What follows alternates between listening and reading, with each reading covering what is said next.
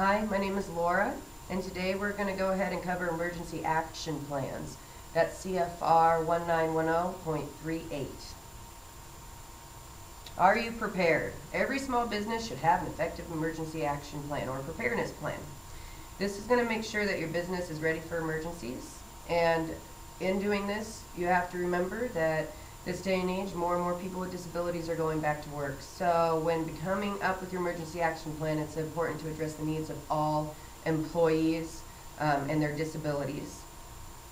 OSHA Standard 1910.38 says that an employer must have an emergency action plan in place when an OSHA standard requires one. You can go ahead and go to the OSHA website and it will give you a list of what standards require that emergency action plan.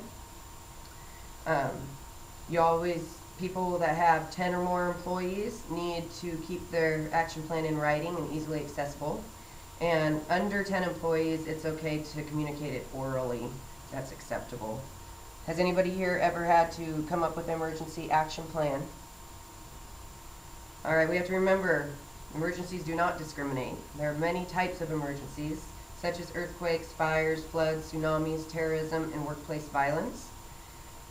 Remember that in emergency, a lot of things happen at one time simultaneously. So if an earthquake happens, it could be followed by a flood, power outage, fire, or both. You never know. And so because of that, you have to remember that having that structured, organized emergency plan already in place, it's really going to be helpful to getting everybody out safely and getting your business to as little damage as possible. There also might be people that need medical attention, so we have to be prepared to handle anything when it comes to being prepared for emergencies. There are a few elements of creating an emergency preparedness plan. You want to plan it, of course, and you want to go over the proper procedures for employees' roles in emergencies, employee alarm systems, exit routes, training, and you want to review the emergency action plan. Planning is extremely important to having a well-structured, organized emergency action plan. This is going to reduce damage to your business and injuries to your employees. Don't wait until it's too late to plan ahead. If you have the plan, like I said before, if you have the plan in place, then you're not going to, when that emergency does happen, you're going to know what to do. You're going to know how to handle it, and it's going to help lessen the damage to your business and to your employees. A chain of command is a really good idea of having a strong management for your plan. Chain of command consists of individuals in like a emergency management team, and the individuals get together and they will be responsible for different parts of the emergency action plan.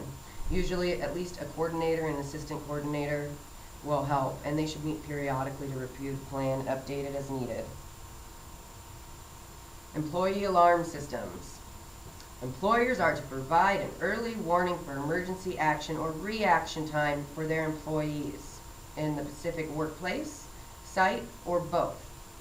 So we have to remember again, Americans with Disabilities Act says that employers have to provide accommodation for employees with disabilities. So remember that when establishing your emergency alarm systems. If you have employees that have a hearing impairment, you need more visual alarms. If you have employees that have a visual impairment, you need more auditorial alarms. It's always a good idea just to kind of cover your bases and get all of those. But you want to just really make sure that everybody is taken care of in an emergency, not to leave anybody out. Emergency exit routes. What is an emergency exit route? Does anybody here know? Well, exit route is a way to get to safety that is unobstructed. There are three parts of it. The exit access point, which is the part that leads to the exit, so the hallway to the door. The exit, which is the part that is generally separated from other areas to provide protection, way to travel, or exit discharge. Sometimes you'll go through a double door, so it would be that middle part of that double door. And then the exit discharge, the street on the outside of the exit, the sidewalk, all those need to be clear. They need to be able to get out safely, and you need to have them easily accessible at all points of the building. So if you have a big building, you need to have exits on both sides, definitely.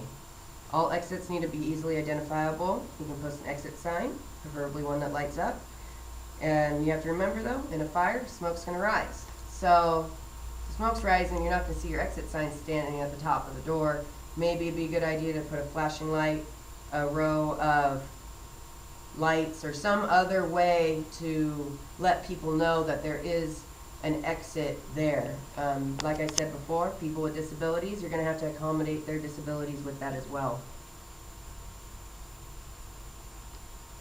With every activity, as we all know, the more you do it, the better you get. So training for this action plan is definitely a big deal. There's a few different methods people use. A new hire orientation is always a really good idea. Everybody just can review the emergency procedures before they even get hired on the job, sign that they understand it, and at least that was covered, along with annual training for all employees. And also you want to have drills, having a earthquake drill, fire drill. If you were to work at a school, maybe have a school shooting drill, and what would you do in that emergency?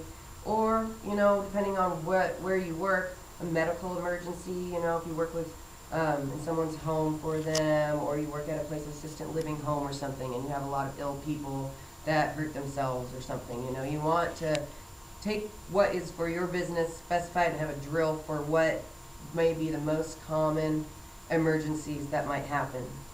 And we always have to remember, CPR and first aid saves lives. So it's really recommended that at least one person on the emergency management team be CPR first aid certified.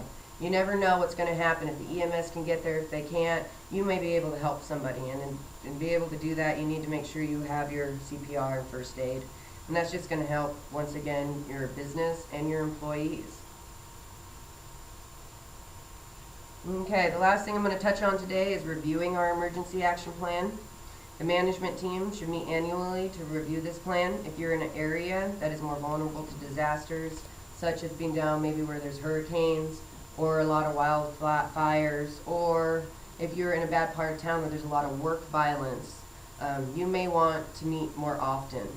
And when you review your plan, that should also consist of training your employees at that time. You don't have to do it that way, but it makes it a lot easier just to have that annual review, annual training, and there you go, everybody's happy.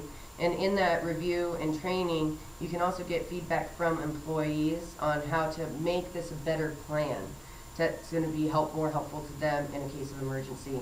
And that's what comes to the last thing here, is altering the plan if necessary. You always want to keep the most up-to-date information and alter it if you need to. So does anybody have any questions or comments today about emergency action plans? Has anybody here ever been in an emergency and had to follow emergency action plan procedures? Okay, well, if you guys want to learn more on how to create an emergency action plan, I have some references here for you. And if you guys have any other questions or want to talk to me after class, just let me know. Thanks.